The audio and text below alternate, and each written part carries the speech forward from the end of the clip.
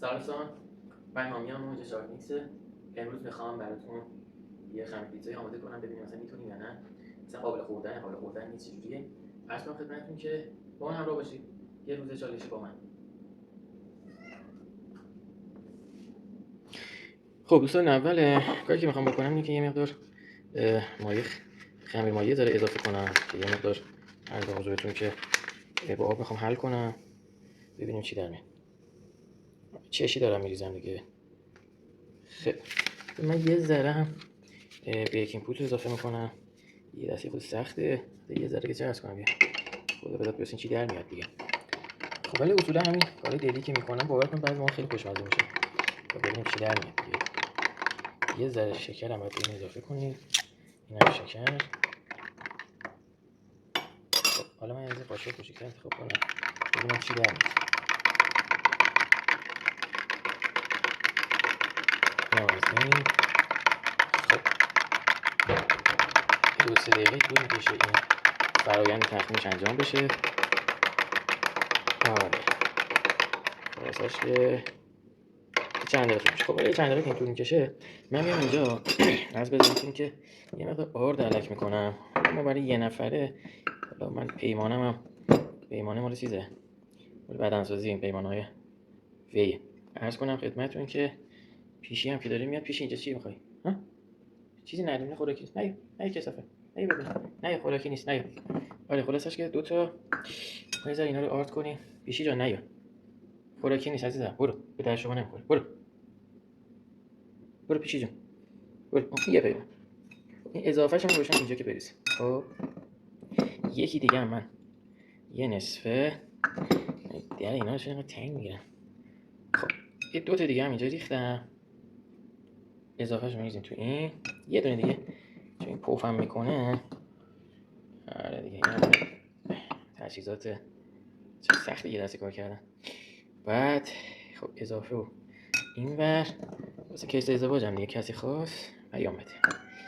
آره این پیشی هایی بذارم ما یه کاری بکنیم. بله چی؟ کار داریم بابا، کار داریم. برو خونتون فیلم ما رو خراب نکن. خب حالا مایه‌ای که داشتیم و من به این اضافه میکنم. آروم آروم بعد به این اضافه کنیم. من چون کلا آدم عجولی هستم، آروم آروم حالا این نمیشه. من اینو برز میدم مایه بچه همین میزنم و ببینیم چی میشه. خب حتی باید داشته دوباره آب اضافه کنیم. من یه لیوان دیگه باید به این آب اضافه کنم. خب این یه دستی هم خیلی کار سختیه. عرض بزرگتون که یه لیوان دیگه من به این آب اضافه کردم. درست شد. اینو قشنگ هم میزنیم تا خب دوستان من یه ذره آب زیاد ریختم، یه پیمانه دیگه اضافه کردم. البته تا این حالا اصطلاحاً خودشو بگیره طول میکشه. حالا یه مقدار دیگه من یه ادویه دارم، به خودم میگم ادویه جادویی. این اسمش دارچینه. من به همه چیز اضافه میکنم خیلی خوش دارم. خب این یه مقدار زردچوبه کمه. خب طبیعتا این نمکه. عرض به حضورتون که این هم ترکیبی از چند تا فلفل. خب اینا رو هم میزنیم قشنگ میذاریم بگیره.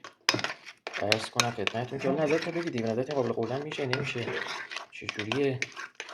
آره ببین تا چی در میاد. البته یه خود شله. من بعد میکنم یه پیمانه دیگه به این اضافه کنم. خیلی شل شد. خب تا این یه پیمانه نصف پیمانه من بریزم و یه پیمانه دیگه کاملش کنم. دوتا نصف شد یه دونه. اینم اضافهش. خب هم بزنیم ببینیم چی در میاد دیگه. هم میزنم ببینم چی در میاد. ای وای مامانم بفهمه دعوا میکنه. خدا کنه مامانم نفهمه. فقط مامانا رو که میشناسید دیگه. حالا بگذارید. آره پس کنم خدمتتون که بازارم خوبه. اصلا ETF کیلو چنده حاجی. ETF ها رو اصلا بریزید تو ETF نمیشه. اصلا مگه بیت کوین اومده با ETF کار کنه؟ مگه اون زمان شهریور 401 ها من میگفتم میره بالا اصلا ETF بود یا موقع قله رو در بودیم. ETF اینو کشه. نمیگم کمک مستقیم غیر مستقیم نمیکنه ولی همش کشه بی خوده. خب اینو باید بذاریم بگیره دیگه. حالا داره هی صفر در میشه. بذاریم اینو میگیره یا نه. آره اینم چرا شده آش شده. خدا بداد برسه. میشه خورد یا نه انجاش که نمیدونم. ما هرچی بلد بودیم انجام دادیم. خب خب من اینا رو ادامه میدم. یه ذره آرد اضافه کردم، آب زیاد ریختیم. حالا تا ببینیم چی در میاد دیگه. عرض کنم خدمتتون که مامان یه ذره آرد می‌ریزی؟ کمک بگیریم یه ذره، دست تنها نمیشیم روز که. یه ذره آرد کف دست من بریز. این فکر کنم آردش کمه. یه لیوان آب کار دست ما داد دیگه. آره خیلی خوب، دست درد نکن. عرض به حضورتون که یه ذره کف دست من آرد بریز. آره چی در میاد دیگه. خب میدونم قابل خوردن بشه. عرض به حضورتون که همونجور که هم میزنی خوبه. بازارم میگفتم ولی بازارم کلا خوبه برای بلند مدت و اینا بد نیست. عرض به حضورتون که ولی خب بازار داریم تا بازار دیگه، بستگی شیت کوین بخری یا چیزای دیگه. حالا این که الان چسبید دست من، نمیدونم هرچی چنگ میزنم چرا بدتر میشه، بهتر نمیشه. وای دادم با اینا یه حسی همچین چیزی دارم. آره حالا ببینیم چی در میاد. آره مامانم چی میخندید دادم گفتین بقیه چی میگن رو نمیدونم، ولی خب این سیریش چسبید دست من. اینم از پسرونه های تریدری. عرض کنم خدمتتون که خدا چی میشه این دیگه، خدا بدت برسه. یعنی قشنگ چسبیده، بازم اینا آرد میخواد. خیلی خب بچه‌ها من چیز کردم، یه خورده آرد اضافه کردم و واسه صفر شد. یه ورز بدم و دیگه چیز خاصی نمونده.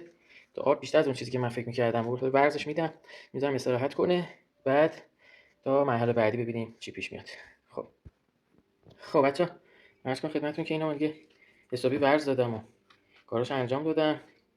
عرض کنم خدمتتون که اینا حالا میخوام بزنم توی این ظرفه، یه ساعت میخوام بهش استراحت بدم. خب عرض کنم حضورتون که یه ساعتی به این چیز کنم استراحت بدم. البته این مرحله باید یه مقدار روغن هم بهش بزنیم، یکم روغن باید بهش بزنم. بعد که روغن ریختم عرض کنم خدمتتون که این روغن رو بذارید بزنم بعد انجامش بدم. یه مقدار روغن بهش میزنم. من روغن مایع انتخاب کردم به خاطر اینکه بهتره و راحت‌تر جواب میده. روغن مایع بهش میزنم. عرض کنم که این ورز دادنه رو انجام میدم تا عرض کنم که یه بارم با روغن دیگه پسرونه است دیگه، خیلی با معیار استاندارد و اینجور چیزا شما درگیر نکنید مسائل رو. ببینید چی در میاد. من اصولا هر چیزی که درست میکنم خوب در میاد، مزه‌ش هم بد نمیشه. و همچنان پیشی هم که اینجا نشسته بود منتظر فهمون واسه این غذا درست کرد. نه پیشی جان برای شما چیزی درست نکردیم. عرض کنم خدمتتون که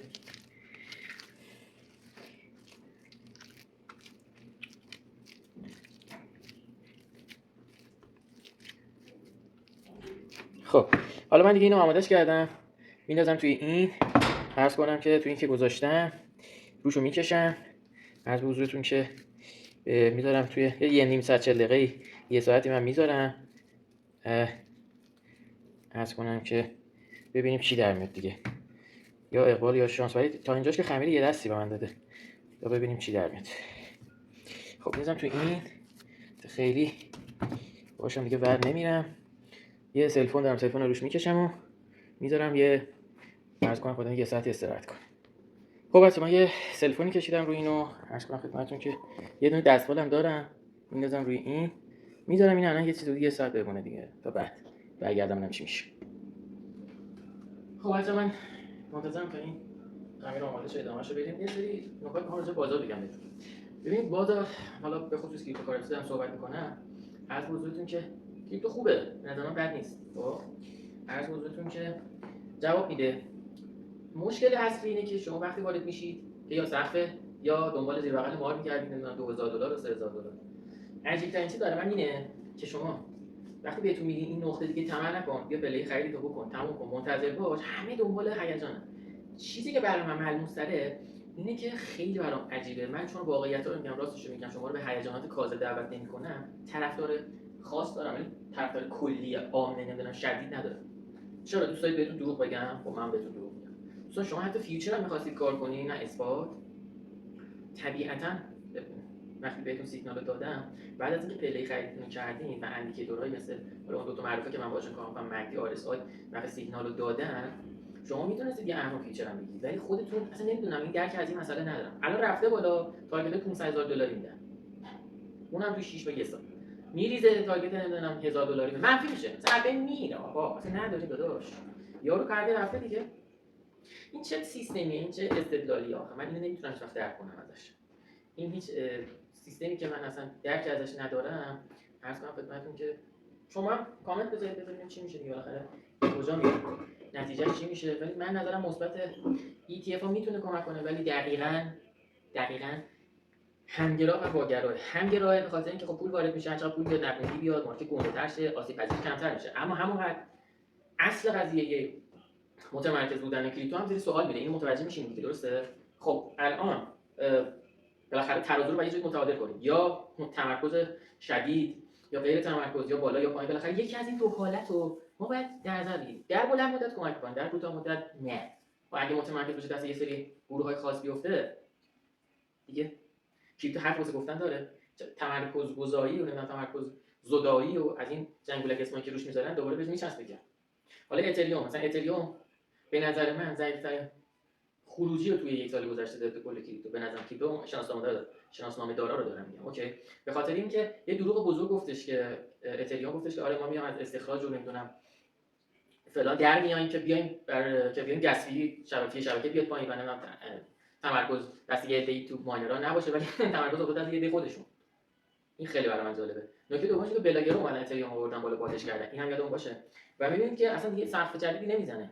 یا باید توکن سوزیشو زیاد بکنه، یا باید توکن سوزیشو خیلی زیاد بکنه، یا اینکه نه کلا برگرده روی اسیک یا خود ماینرها یه پاداشی واسهشون بذاره. ببین ماینرها به اتریوم کمک کردن. اتریوم نبود و نیست. وقتی لایه 3 و 4 هست چرا بعد لایه 1 رو بخرید؟ اوکی میگیم که اسکم نیست، کلاهبرداری نیست، قبول. مگه بقیه‌شون کلاهبرداری ان؟ نمیخوام اسکا بردارم. 10 تا لیست میتونم بیان لایه دوم سوم اسکم نیست، متمرکز نیست. عملاً از نظر من تمرکز به مدل دیگه‌ای جا افتاد تو اتریوم. اتریوم بیشتر نمیگم سخت نمیزنه ها، تا $9000 هم شاید بره بالا، ولی به این سرعت نیست، این جا مونده. وقتی مثلا سولانا الان تو لایه‌های بالاتر تونسته هم موفق شه، میشه با $100 خرید. خود مردم تمرکزشون رو میذارن روی این سیستم که اسکم نباشه، لایه 3 باشه، لایه بالاتر باشه، پیشرفت‌تر باشه، سرعتش بیشتر باشه، تراکنش‌ها بتون زودتر هندل کنه. دیگه نمیره کسی رو اتریوم سرمایه‌گذاری بلند مدت بکنه، شاید هم کوتاه مدت. حالا تا 19 دقیقه که این آماده بشه، من یه بار دیگه بازار رو ریویو می‌کنم، مروری می‌کنم تا ببینیم چی میشه دیگه. فعلا خب بچه‌ها بریم سراغ غذا. حالا مامان دستش درد نکنه کمک کرد. 3 مدل می‌خوایم درست کنیم دیگه. یه دونه می‌خوایم پیتزا قرمه سبزی بزنیم. فرض کنم که یه دونه می‌خوایم سبزیجات بزنیم. یه دونه مارگاریتا. چه شربت دیگه. اینا تفت دارم میدم. من که مامان زحمتش می‌کشه دیگه. تفتش میدیم. از حضورتون که تا مرحله بعدی. تا حالا این خمیرمون